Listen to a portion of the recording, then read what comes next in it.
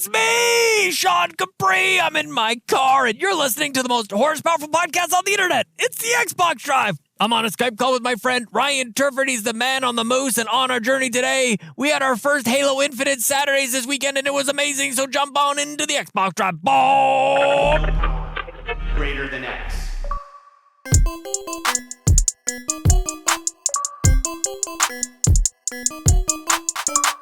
Hello, Sean Capri.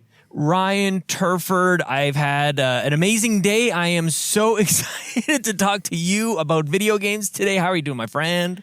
I am doing well as well. I mean, I'm also very excited to talk to you about Xbox and other video games because, I mean, it's been an interesting week. But of course, all the Black Friday sales are here, so we're buying games left and right. Of course, Sean, more than me, I think a little bit, but I definitely think the games are coming in a little bit. In fact, real quick before we get into the show, Sean, what'd you get for Black Friday? Because I know Black Friday early sales are happening right now. Man, do you believe like that these are we're recording this a couple days before Black Friday, the day before American Thanksgiving. Happy holidays to our American friends. Do you believe like these are the deals? Like, I feel like Black Friday is totally different this year. Yeah. Right? It definitely is a little more down. Like all of November? Downscale. Yeah. I mean, yeah, a lot of stores just did their Black Friday sales like two weeks early or even a month early. Some of them are still coming up, but for the most part, most of them are already here. So. Well, I had a Black Friday victory, actually. A lot of people, yourself included, talking a lot about this Guardians of the Galaxy game that I had denounced support from day one. From the moment I saw it, I'm like, I don't want to fight these jelly cube things. I don't care about this game at all. And then all of a sudden, I have been influenced by the Ryan Turford. So I went and purchased at 50% off from Amazon. I got that Guardians of the Galaxy. And it's a good thing I didn't open it, though, Ryan Turford, because... Yeah. Shout out to our friend Dapper Tux. I won a copy of this game. I got a digital copy of it from freaking Dapper Tux from dappertux.com at dappertux on Twitter. Thank you, Daps. A good Canadian boy, good friend of the show. So it was I never win anything, man. I got a free game from Daps. That was pretty sweet. So I'm going to send it back. I'm not going to pay it forward. I'm not giving this game away or anything. I just spent a boatload on shipping for Extra Life stuff. So sorry guys. I'm going to ship that one back and jump into it, I think, for next week, my friend. Very nice, my friend. Well, I'm excited to talk to you about that. But before we talk about games, we should clean the garage a little bit, because if you like what we do and you want to support the show, of course, you can subscribe to us on your podcast feed of choice. We're on Apple Podcasts, Google Play, and Spotify, so you can check us out where you find podcasts. Also, if you leave a 5-star review on Apple Podcasts, we will read it during this section of the show. Also, if you want to see our beautiful faces every single week, we put up a video version of the show every Thursday morning over on YouTube, youtube.com/Yumi Capri. So, of course, like, subscribe, share, all the things that people on YouTube tell you to do. And then you can also get early access to this and all of our shows, as well as some exclusive content over on Patreon. Patreon.com/Yumi Capri is how you do that. Throw a little tip in the old tip jar and out comes content. And then last thing on the docket, Sean, you were a guest on another podcast this week. PSVG, tell me what happened over there. Dude, I am on the circuit right now. I don't think that there's been a week that has gone by over the last few weeks where I've not been a guest on a podcast. I'm feeling very fortunate. Yes, the friends over at PSVG had me over on the Play Some Video Games podcast, which we kind of went places, man. It was probably a 2.5 hour, almost 3 hour podcast. And probably one of the things I want to draw people's attention to was, I think, a really awesome chat about the Game Awards. With our format here, like we're, 40, 50 minutes or so, and we don't really get into long form conversations like that. So if you kind of want to know what I think and kind of how my ideas about the Game Awards bounce off of the guys from PSVG and how we discussed that, I thought it was a really great conversation, and just kind of exploring that, because I think there's a lot of discussion to be had about the Game Awards itself, like what purpose does it serve, what's the format of the awards, and how are they awarded, and things like that. So people should definitely go check out that podcast. Maybe even the links will be in the show notes, my friend. Maybe. We'll see. It depends on if future Ryan remembers to put them in there. But, we'll find out. We'll find out. But enough about that. Let's grab our 8 tracks, pop them in. It is time for the playlist. So, Sean, it is time to talk about the games we played this week. So, what'd you play this week, my friend? Oh, just this little indie from a studio in Seattle called Halo Infinite multiplayer beta, my friend. Ryan Turford, we have plenty to discuss. We've played this game together. We've played this game a bunch. I have purchased the season pass, the battle pass thingy, and I think we talked about it on the show last week. Time is a circle. I'm not sure. Yep, we did get a chance to talk about it a lot last week. So I want to walk it back. Something I said last week. I want to walk something back a little bit. And what we discussed was like, is this a beta or did they just launch the full thing early? I'm coming more and more to the end that this is a beta. This does feel like there are some things that they really are tweaking and learning and taking feedback. Of course, people are talking about the progression through the battle pass and everything. And I think we talked about this too. Like as somebody who is like creating these custom matches, there's lots that they can be adding before launch. So I do think that I think that's probably the biggest update that I have, other than to say, man, people should be joining us on Halo Saturdays because that is the place to be. People of all skill sets, all walks of life from all over the world. Well, how many people did we have in the lobby last time? Like 18 or 20 or something? 22 at the end of the night. That was the peak that we had. 22 players.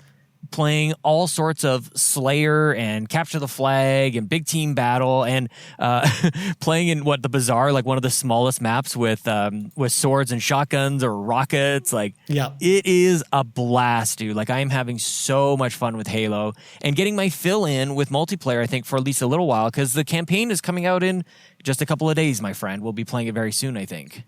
Yeah, I think that it comes out not next Friday, but then like the Monday or Tuesday after that. So that's out on the 8th, man. Which I'm very excited to check out the campaign as well, especially because I'm also having a blast with the multiplayer. Especially like Halo Saturdays in particular was super fun this week with just so many members of the community and getting to chance. We had to Matt from the PlayStation Drive, man. We have all these PlayStation people. Yeah, him and Joseph were going at it, and Matt would always get upset whenever I'd whack him in the back of the head and kill him, but that's okay. Yeah. We had a lot of fun. So yeah, I've been definitely playing that a lot as well. And speaking of Halo, we should bring in Court Lalonde at Court Lalonde over on Twitter, who asked the question: are you enjoying Halo's multiplayer, and why? Ryan, this speaker is obnoxious. Hi there, can I please get 2 large Diet Cokes and a large coffee with 2 Splenda, please? That is all. Does Court want anything, Ryan? Probably Thank you. not. Probably not. Okay, Court. Sorry, man. I asked. It's all good. I mean, they don't even serve Dr. Pepper at that McDonald's, Sean. So, of course, you can't even get What is Cato thinking? What McDonald's serves Shout Dr. out Pepper? to Dr. Pepper because Dr. Pepper is really good. But they Pepper. don't serve it at McDonald's, at least here, because it's a Pepsi product. Anyways. All 23 flavors. Circling back to Court's question, yes, I'm actually really enjoying the Halo multiplayer. It's one of the reasons why I don't have a giant list of games that I'm really going to be talking about on the show this week because I've been playing it a lot more than I thought I would. Really? It on my Series S. Yeah, I mean, I'm especially like whenever I have a break from work or a lunch break. That's basically what I'm doing. It's basically playing Halo until I go back to work, essentially. So I've been enjoying it all throughout the week and just having a good time with it, jumping into a couple matches here or there, and as well as kind of enjoying one of the new events, which we'll talk about when we get to kind of the news. But yeah, I'm actually really enjoying it. But I am kind of at the tipping point where I might start moving away from it, unless it's like Halo Saturdays. Because there's lots of games to play, but also I'm just much more excited for the campaign. So that's just more my speed. So that's more what I'm excited about with Halo. But I am enjoying it so far, and you're absolutely right about it feeling more like a beta. I think we talked about it a little bit on Halo Saturdays, but it's missing a lot of modes or customization options. Thank you. You too. That we would normally probably see in a full game. That is not we're SWAT here. Yeah, well. Have you played the ranked multiplayer at all, Sean? I think I did a couple of matches, maybe with Jace. I think we were doing some ranked, maybe. Okay. Because essentially the ranked multiplayer, everyone starts with battle rifles, and it's similar to SWAT. The only difference is you have a larger health pool than SWAT. So. Totally. Yeah, so I think it's close to the feel of SWAT, but you're right. Like, I wish that it was a mode that you could select, or a lot of the modes outside of Capture the Flag, Domination, and the Slayer modes just aren't there yet. So isn't SWAT like headshots kill? Like one shot on a headshot? Isn't that the deal with SWAT? Yeah, I might be talking out of my butt is definitely part of it. But even so it's body definitely shots not that in ranked. Kill you very quickly. So again, it's not. It's the closest feeling we have in the beta to that, but it's not like a 1-for-1 comparison to SWAT. Totally. So yeah, there's a lot of modes that are really missing, and I'm sure they'll get added over the course of the first year of Halo Infinite. So yeah, I agree with you. It actually feels more like a beta. I'm fine with that, actually. Like, I'd rather them, like, I don't know if it's holding things back or just giving us enough to get started and then adding things along the way. I actually don't mind that because I don't want everything all at once, to be honest with you. Like I want, even just the fact that I'm having multiplayer before single player is perfect for me. Like keep me engaged to maybe one of the questions that we'll be chatting about a little bit later, my friend. Yeah, exactly. So Sean, now that we've talked about Halo, what about this Exo One game that you played? What is this? You never heard of it? Why is it awesome? Tell me about it. Well, I don't know. I don't know if I'm going to make like a glowing recommendation to everybody to play it, but one of our good friends of the show, Xero Skill, Mr. Mike himself, with an X, you can catch him on Twitter, twitch.tv/Xero Skill with an X for the zero. He pointed this out to me on Twitter as hey, Sean Capri might enjoy this game, and I always enjoy that. I kind of want to just put this out there, because the community so far is kind of 2 for 2 at this point. It was Josh Stapleton who pointed me to Valfaris, which I think is an amazing game, which apparently is getting a sequel. And Mike pointed this game out as well, which is on Game Pass, a little indie game. And it's a physics-based, kind of reminds me of Journey. You play and control this spherical spaceship with a weird propellant. It doesn't have your traditional thrusters. Just wanted to say thrust. You basically gather like momentum by pressing right trigger to like maximize gravity and pull your thing down a hill, and then you let go and you have zero gravity and you start to like roll up a hill and fly up into the sky and go faster than the speed of sound and travel across all these different landscapes to upgrade your ship and discover how to escape. And apparently there's this story about some astronauts who had a mission to Jupiter I'm not really understanding. It's a weird game, I have to say, but it's very satisfying in the momentum, in the way that you move your ship around these landscapes. So it kind of had me last night. I was like, maybe I should be firing up Guardians of the Galaxy, but I kind of turned off my brain a little bit and just kind of floated my sphere ship all over these different planets in this Exo One game. So yeah, I just wanted to give it a quick shout out, I think, as I try to find a place in this parking lot where the sun isn't shining and I actually have space. Like everybody's eating like their lunch. I guess I'm just sitting here recording a podcast, so what am I to say about that? It's like you're eating your lunch, Sean, except you're not actually eating anything. I could drink a little. I got some drinks. I'm just kind of wasting gas around this parking lot.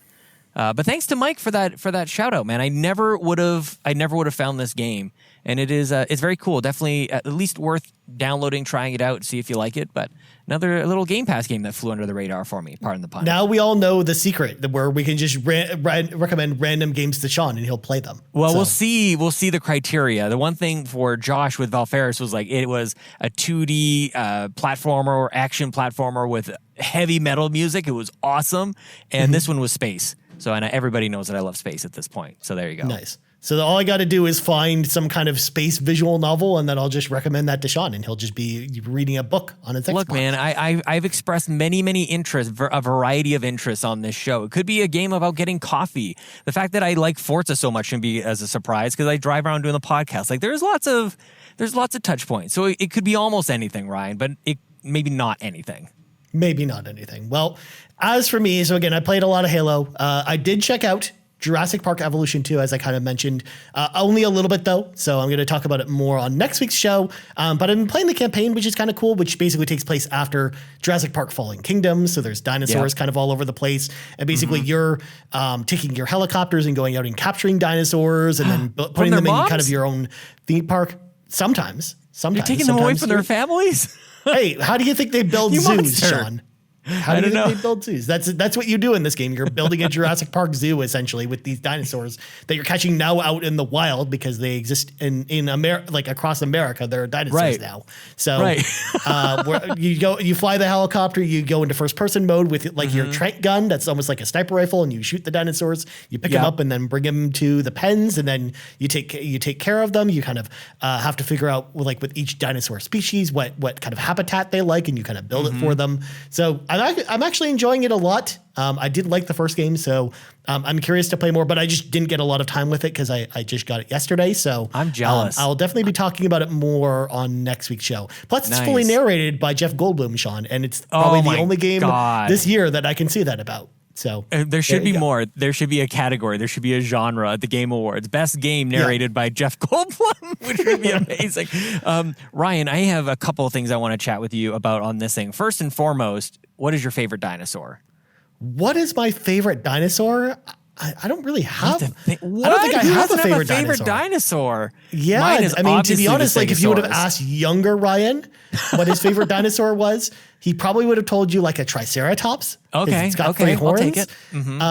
But that's a question I've never really thought about in a long time. I guess I don't really how do have you- a favorite dinosaur anymore. How do you play a game like Jurassic Park without having a favorite? You need Oh, to. don't get me wrong. It's because I like dinosaurs so much, Sean, that I just can't. all It's hard for me to dinosaurs. choose a favorite. All dinosaurs matter to Ryan Turford. Exactly. Okay. This is interesting. This notion of like the dinosaurs all over America. I'm very curious of like, what dinosaurs are sort of native to like the Colorado area or the 13 colonies. Yeah. Who are the 13 colonies dinosaurs that we should be aware of, Ryan? I guess we'll find out. Right now, I'm guess we'll flying find around out. Arizona, picking up, raptors and Robbing dinosaur stegosauruses babies. and stuff. Yes, Oh exactly. man. These games are better than they have any right to be, honestly. Like they look great. And I think, I'm very curious to hear you talk more about this, and I'll probably look at it during like a holiday sale, I imagine, and hopefully there's something there. Yeah.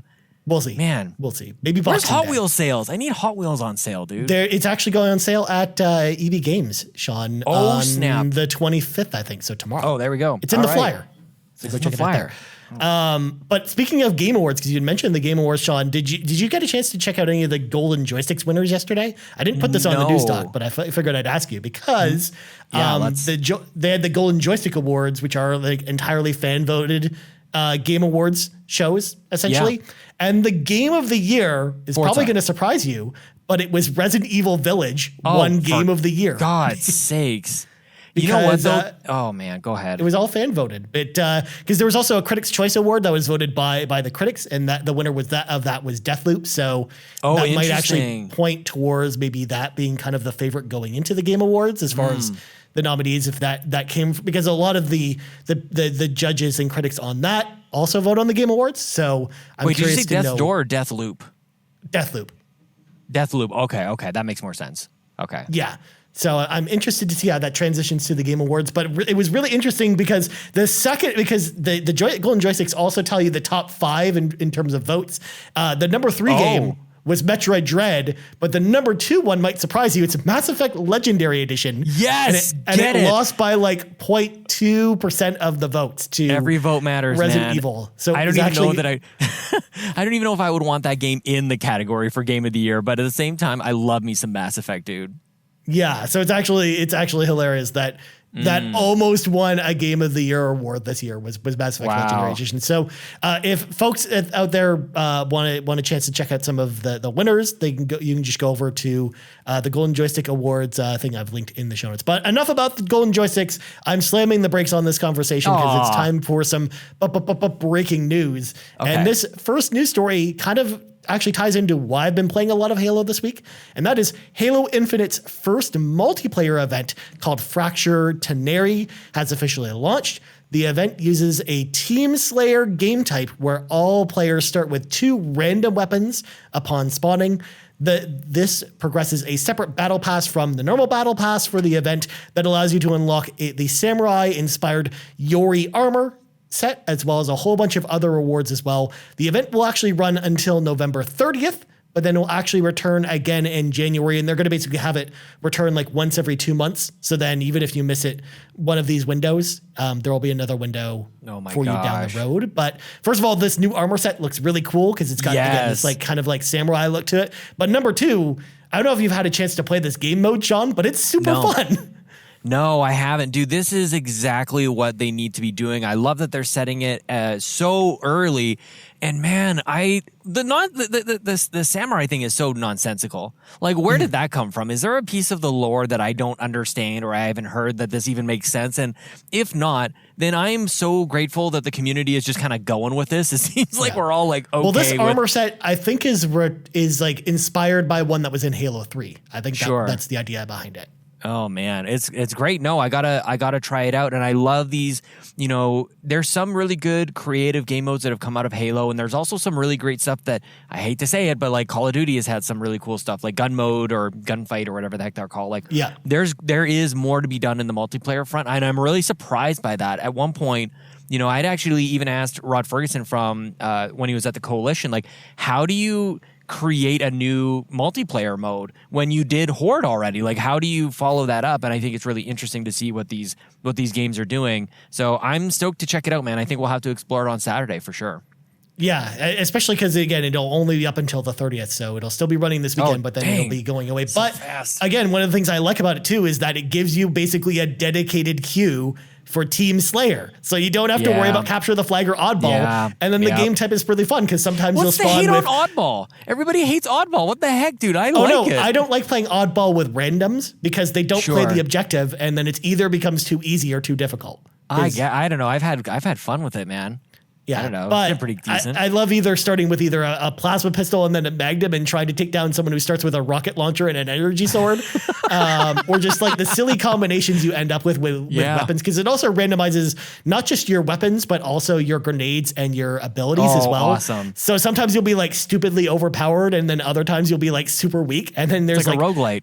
Yeah, exactly. So you just don't really know what you're going to end up with. So it's actually like a really fun mode, and I've been having a lot of fun playing it. So. Nice. Especially like it's good to just get a quick game in there as well. Like, again, like I said before, like I'm playing mostly on like my lunch breaks or my 15-minute break on work. So it gives me like the perfect game slot to kind of fill in for that. But speaking of games, Sean, one that we didn't talk about this week in our games that we've been playing is that Playground has announced that Forza Horizon 5 has officially hit 10 million players. That's everybody on the planet, I think.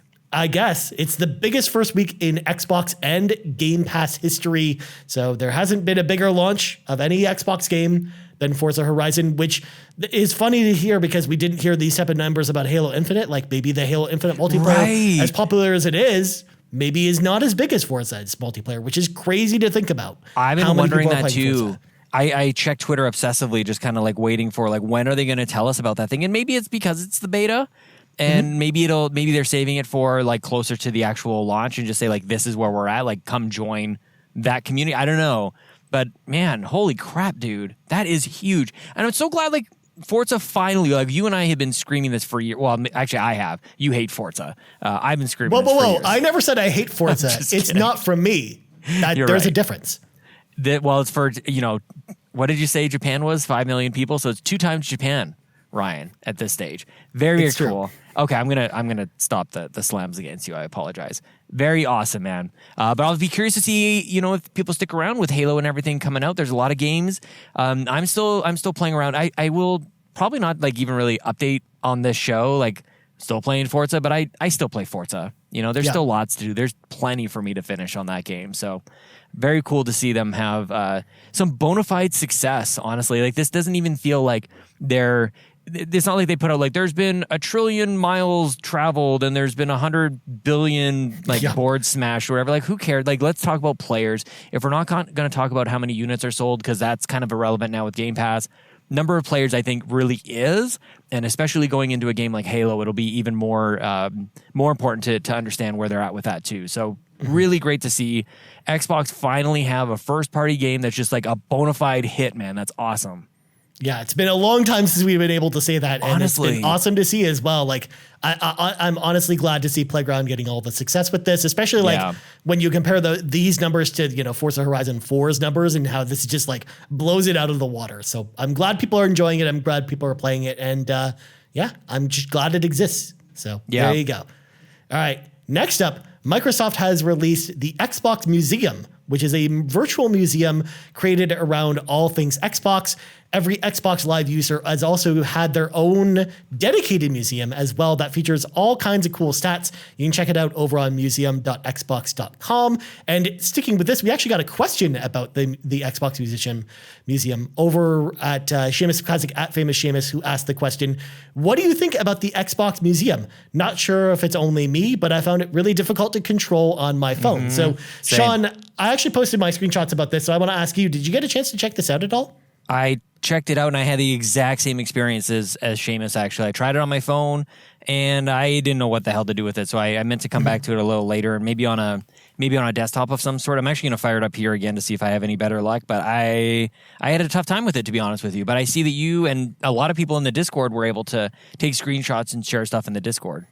Yeah, actually, it was like super easy to navigate on PC because the controls on mouse and keyboard are just set up kind of like controls for any, third person game that as you far walk as the around. navigation, like you have WASD controls with the mouse to kind of cursor, like to use the cursor. Plus you can actually switch the perspective to first person if you want to get a closer look on some of the stuff, or if you want to take like a screenshot without kind of your avatar is in the way. But not just your own personalized museum that I found cool, but also I really found like the museums because they basically did like a virtual museum for each console. So they had one for the original Xbox, Xbox 360, Xbox One, and then Series X. And then they also had their own dedicated Halo museum to celebrate the 20-year anniversary of Halo. And one of the cool things that I found actually in the original Xbox museum that's never actually been publicly released before was the letter of intent from Microsoft to buy Nintendo is actually viewable in the museum. Yeah, like they've never shown that before and it's a story that again we just found out because of later interviews. But it's just hilarious to go like see that and plus a bunch of other fun facts about the original Xbox or some of the other consoles as well. So I think they did like a really cool job with this virtual museum. And I do encourage people to go check it out if you're interested in kind of learning some more like cool tidbits about the history of Xbox presented in like a really cool and interesting way. I really had fun kind of exploring this. But then your own virtual museum that's dedicated to yourself, I thought was cool as well, because we've never really had like Xbox provide stats of like what your most played game is before. So I thought it was really cool to check some of that out. Apparently my most played game of all time was Mass Effect 1. And for perspective, I actually have a Elder Scrolls Oblivion save that's over 250 hours long and didn't even make my top 5. So I don't know how long I spent playing Mass Effect because I've beaten the game 13 times at this point. Good God. But I feel like I've played it a lot. Plus, my little brother Corey used to actually come over every single weekend and then basically spend the weekend at my place. And all he would do all weekend is basically play Mass Effect 1 from start to finish, from the time he got there on Saturday until he'd leave on Sunday. Like he would basically play the game from start to finish on my profile. So that definitely racked up the counts because he did that for like 3 months straight, where he basically beat the game every single weekend. So God, that number's got to be like really high up there. But even seeing stuff like Ghost Recon Advanced Warfighter on my list, for example, really brought back some great memories. I used to play that a lot with my cousin Andrew and one of my ex-girlfriends who I actually met playing Ghost Recon Advanced Warfighter, where we played that game to death. Like we were basically playing it like 6 or 7 hours a night, every single night together. And we would like be on voice chat with each other. We had this whole group of people together and we just had a ton of fun playing that game. So it was a cool trip down memory lane. And I'm glad that Xbox put something like that out because it once again just goes back to what we were talking about last week with the 20th anniversary showcase, where Xbox was really like, does a good job of celebrating their past. And I love to see that, especially with someone who loves, video game history. I love to see stuff like this. So it was definitely really cool. Ryan, I just pulled up my laptop here to do this. This is way better. It was not working on my phone, which perhaps is because I'm tethered to my laptop so that we could do this dang Skype call and show. I want to see if I can quickly get to like my most played game. Like, here we go. Yeah, you got your WASD. My first console I ever played, it says this is a 360 because I think I had to change my my gamer tag because I did have an Xbox Live account back on the Xbox days before I even understood like even what that was. Like I don't think I even understood the notion of like a user account when it came to video games, because it was like we just didn't have that. We just had like save files. That was it. Yeah, it was mostly like a PC thing when like Steam started, when Half-Life 2 came out. Because that was around the same time that Xbox Live had really started, was when Steam, the first Steam client actually launched. So we were starting to jump into that world, and like neither of us really fathomed just how important it was to make sure you picked the correct name, and how important that account would be, because I've been using the same account on Xbox since the original Xbox. Oh, I wish I had that. It says one of the first games you played was Tiger Woods Pro Tour or PJ Tour 07. One of the multiplayers games you played was Black Ops. Yeah, just picks one at random. First sign on was January 3rd, 2007. First login of each console. Oh, that's interesting. So 360, One, and the Series S. Oh, look at that. I love my login on Series X is October 24th because we were able to get one early last year. First play of most played game. Look at that. Create a male golfer was my first achievement. Oh, this is so cool. People should definitely check this out, man. That's awesome. Yeah, it's really awesome. So yeah, definitely check it out on your computer. Don't check it out on your phone. Yeah, don't do it on your phone. I think it's the best way to check it out. But my most played game is Guitar Hero 2. That's awesome. My God. That's pretty awesome. Actually, I saw a lot of people having Rock Band as well. So I would imagine like the music games in particular are like the top of a lot of people's lists. So. Top 5 most played games. My RPG is Dragon Age Inquisition. Music is Guitar Hero 2. Shooter is Halo the Master Chief Collection. Sports is NHL 08. Oh my gosh, this is awesome. Whereas my top 5 most played games are Diablo 3 Reaper of Souls, Mass Effect 2, Tom Clancy's Ghost Recon Advanced Warfighter, and Xbox Back Compat. And it doesn't really say what Back Compat game it is. It's just Xbox Back Compat. This is so good. You got, oh man, I just want to tell you all the things, but this is excellent. Oh my gosh. 750 titles played. How many achievements? This is the best. Yeah, people need to do awesome. this. Share in the Discord, man. This is great. Yeah, actually, we had like a really good share going with our community members in the Xbox Drive tab because as soon as I had posted this yesterday, like a bunch of people started posting their results as well. So, I'm glad to see our communities involved a little bit with this. But let's move on real quick because I've got 2 news stories that I have to pick your brain about, Sean, because they're very silly. So WG Games have officially announced Multiverses, a new Smash Brothers style free-to-play fighting game featuring a large roster of WB characters. It will officially launch in 2022. They announced this basically the day after we recorded last week. So we kind of missed this one. But Sean, this game looks really silly, but it's coming to Xbox and not Switch. And I know Kato and you talked about it yesterday, but since it's coming to our platform, what do you think about what do you think about Multiverses? Kato nailed it. The name is absolutely atrocious. That's terrible. But give me all these things, man.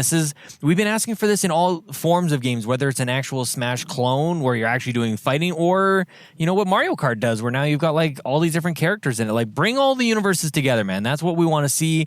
That's where Smash really broke ground back in the day. And yeah, I am all for it. And especially now that Smash is done adding characters, it's like, okay, that's it. Smash is what it is. So put everybody in Brawlhalla, put everybody into this multiverse thing. Like I'm here for it, dude. And it's free to play, just like Brawlhalla. So yeah, I'm stoked about it, dude.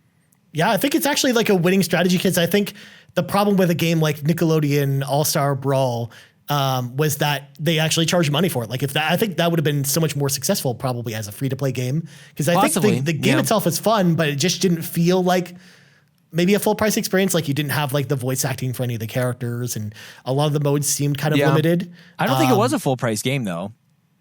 It was pretty close to full price. If it wasn't full price, it may have been like $10 off. Yeah, it's still versus I think like maybe the free to play model might be better for something like this, especially because like Brawlhalla has seen a ton of success, and I'm very excited to see how this game turns out. I hope it's fun, man. And I will definitely be trying it out but nothing else. But the ability to play as Ultra Instinct Shaggy in a video game, Sean, I'm very excited to play. I know. I was waiting for you to bring it up. Just 1% of his power. I'm very excited to explore that notion. Yeah.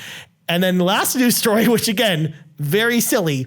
Bandai Namco have announced Dragon Ball The Breakers. It's an asymmetrical horror game based in the Dragon Ball universe. It'll arrive sometime in 2022. So I don't know if you got a chance to check out the trailer for this game, Sean, but it's essentially you play as like one of 4 very underpowered human characters in the Dragon Ball universe. Awesome. And you're basically being hunted down by either Cell, Frieza, or Boo. Yeah. And they're kind of like the killer from like Dead by Daylight or Friday the 13th. Good. It's kind of the same style, and you're basically trying to escape from them, essentially. It's like so silly from the trailer they have, because you can play as Oolong, which is like the shape-shifting pig character, or you can play as young Bulma, and you're basically trying to escape from the city. And it's just like, it looks so stupid and silly, but also I love them exploring the space with this, but what do you think? I'm with you, man. It's such a self-aware, and there's always sort of like a bit of a self-awareness kind of thing, even just on the show itself. Like what is Krillin really going to do? And when did he kind of like show up in this? And give me more of this. Go to Star Trek. Let me play the role of the guy in the red uniform. Yeah. You know, like let's see how long he can last, things like that. I think that'd be super fun. This is such a good idea. I had actually kind of written off Dragon Ball games. Not that I don't love the property. I just haven't had the best of luck with the games. But dang it, they just bring me back in every time they're like, here's a new Dragon Ball game. I'm like, I kind of want to check that out, dude. Yeah, and I know Matt and I talked about this on the PlayStation Drive, but it's just really refreshing to see them do a whole bunch of different stuff with the IP rather than just arena fighters. So I'm just thankful they're at least trying something different with this, and I hope it's awesome. So especially because we know that formula works because Friday the 13th and Dead by Daylight, I will stand by those games actually being really fun. So there you go. But before we get into questions, I wanted to ask you if you saw that story about Dragon Age, the creative director has left BioWare.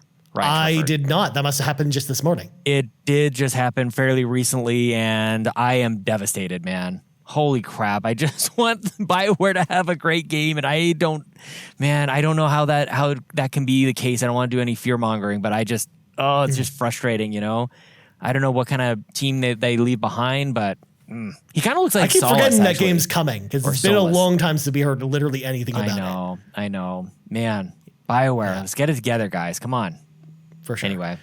All right, let's let some of our friends into the car with us. It is time for the carpool. Friends at home, if you'd like to have your question read on the carpool, there's a number of ways to do that. Number one, you can leave us a question on Twitter. We put up a question post every single Tuesday asking for questions over at Yumi Capri's on Twitter. Or if you leave your question in as a comment on YouTube, we'll actually read it here. Or you can join the Discord. It's free to join the Yumi Capri Discord. Link is in the show notes, and you can leave a question there. Just like Tony Baker at TonyBaker87 asks, with Halo multiplayer out and the campaign around the corner, it feels like Halo is back in a big way. Yeah. I know I can't stop playing it. What does 343 need to do to keep this momentum going and keep people coming back for more Halo? And ultimately, Tony, I think what they're kind of doing now with the event that's going on, I think they just need to do more stuff like this, like continually add to the multiplayer, continually give you a reason to revisit it. I think will really help the game in a long way, kind of give it a lot of legs. I think they're going to probably introduce some more stuff with the single player as well. Maybe once you're done the campaign, some more end game stuff. So yeah, just a lot of if they keep doing what they're doing and keep adding to the content over time, I think they're going to continue to have people going back to it. But Sean, what do you think about this question? It's hard for me to not think about games as a service when thinking about this question, because it's like they've got it figured out. Like they've got a way to have you loot grinding and just doing things over, doing your dailies, doing all the things to keep you coming back over and over again. But I'm like, Halo is kind of missing some key components to that. Like you don't have multiple, characters or character types to go main or anything. Like there's not like an MMO RPG, LMNOP, and sometimes wide kind of element to this, right? It's all about, at least the way that it's built right now, it's like it's events based and it's season pass based. So you're going to be, getting your new armor sets or your new skins or whatever it happens to be. And I am curious to know, like, I feel like there's got to be something else there.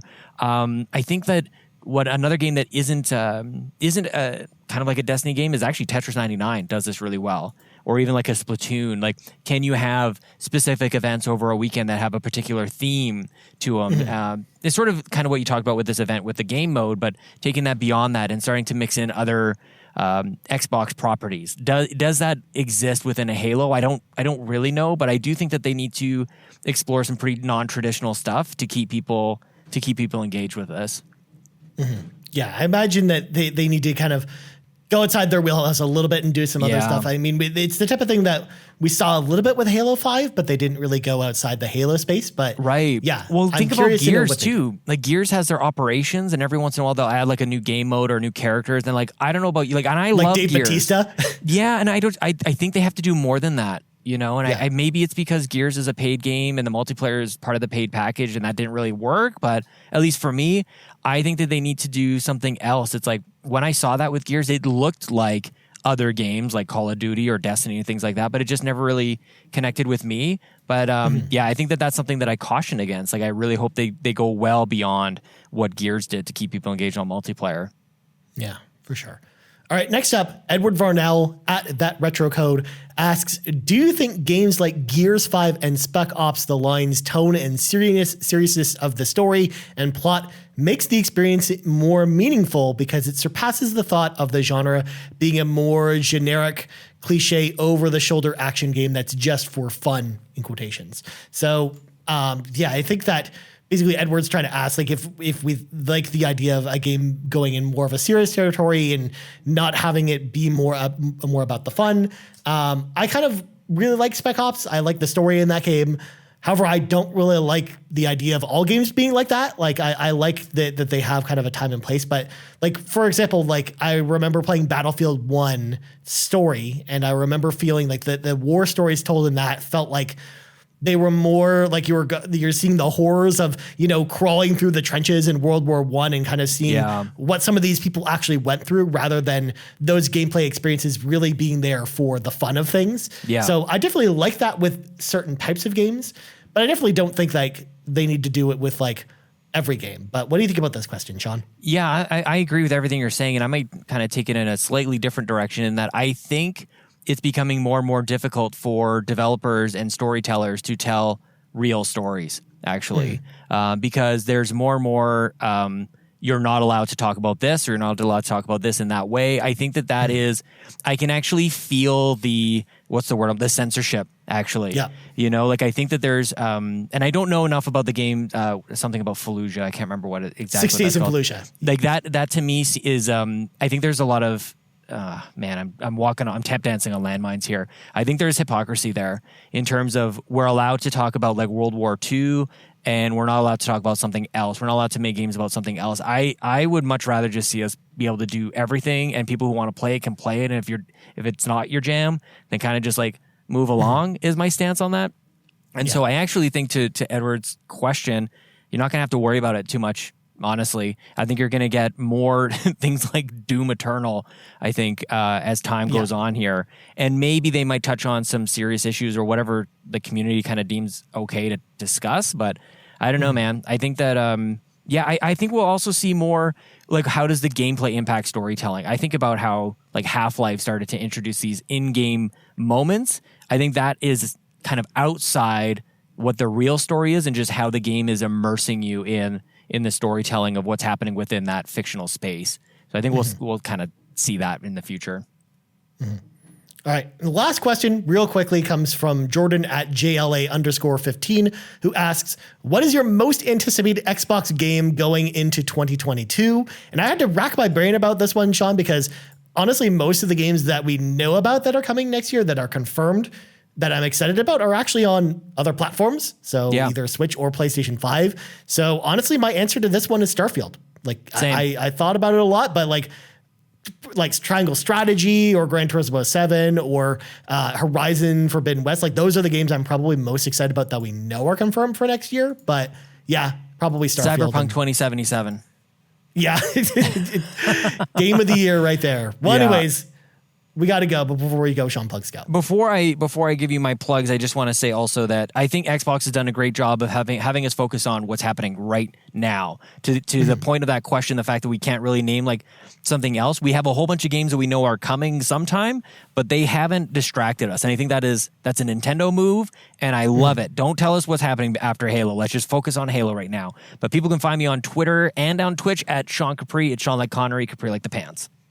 Very nice, my friend. As for me, you can find me on Twitter at Ryan Turford. You can find us on Twitter at Yumi Capri's, on YouTube at youtube.com/Yumi Capri, and on podcast services around the globe. So for Sean Capri, I am Ryan Turford. This has been episode 217 of the Xbox Drive, and we out. Bye. I'm not going to lie. I've been sitting in this parking lot for so long, I kind of forgot that I probably should be driving home, and I'm going to have to race home to my home right now, Ryan Turford. I don't know what's going on. See you guys next week. Bye. The Xbox Drive is fueled by patrons at patreon.com/Yumi Capri. And from the bottom of my heart, I am so grateful to the nearly 70 patrons who support us each and every month. With special thanks to our Capremium producers, Dallas Ford, Lee Navarro, the fearless leader of the Phoenix Overdrive Extra Life team, and Jonathan Brown, the man behind the music on the Xbox Drive and the Nintendo Drive. You can support Jonathan Brown at youtube.com/GamingPurpleMonkey. Our platinum producers, Robbie Bobby Miller and Trucker Sloth, and all of our gold members, Argo, Benji Kong, Brendan Myers, Dallas Robbins, Dano, Emily O'Kelly, Foolish Fuji, Heather Boney, James Johnson, Dr. Doom, Joel Brooks, Jose Jimenez, Mac Time, Marcus O'Neill, Mr. and Mrs. Nasty Boots, RJ Kern, Skinny Matt, and Xavier Reyes. If you'd like to support this show, go to patreon.com/YumiCapri and choose the Patreon tier that works for you.